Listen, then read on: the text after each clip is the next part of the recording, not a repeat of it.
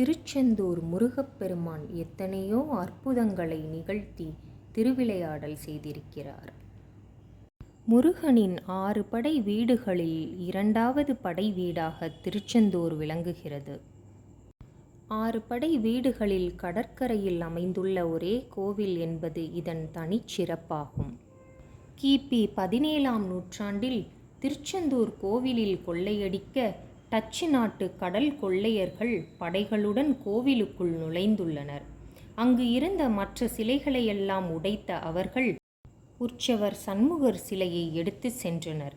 சிலையை தாங்கள் வந்த கப்பலில் தூக்கி சென்றனர்.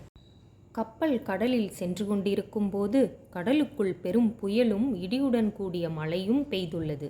இதில் டச்சுக்காரர்கள் நிலை குலைந்து என்ன செய்வதென்று தெரியாமல் தத்தளித்தனர். திடீரென யோசித்த டச்சுக்காரர்கள் அச்சத்தில் சண்முகர் சிலையை கடலுக்குள் தூக்கி போட்டனர். அடுத்த நொடியே புயல் மழை நின்றுவிட்டது. இதையடுத்து கடல் கொள்ளையர்கள் அங்கிருந்து தப்பிச் சென்றனர். இந்த சம்பவம் பற்றி அறிந்த பக்தர்கள் வேதனை அடைந்தனர்.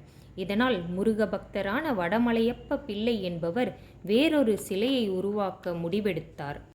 முருக பக்தரான வடமலையப்ப பிள்ளை கனவில் தோன்றிய முருகர் கடலில் தான் இருக்கும் இடத்தின் அடையாளத்தை கூறிவிட்டு சென்றதாக சொல்லப்படுகிறது. படகில் சென்று சிலையை தேடினார் வடமலையப்ப பிள்ளை. அப்போது நடுக்கடலில் கருடன் வட்டமிட்டபடியே இருந்தது. ஓரிடத்தில் எலுமிச்சம்பழம் மிதந்து கொண்டிருந்தது. கனவில் வந்த முருகர் சொன்ன இடம் இதுவென்று அறிந்தார். அந்த இடத்தில் மூழ்கி பார்த்தபோது உற்சவர் சண்முகர் சிலை கிடைத்தது. இவ்வாறு சண்முகர் சிலையை கடலில் கண்டெடுத்து ஆலயத்திற்கு கொண்டு வந்தனர். இவ்வரலாறு திருச்செந்தூர் தல வரலாற்றில் இடம்பெற்றுள்ளது.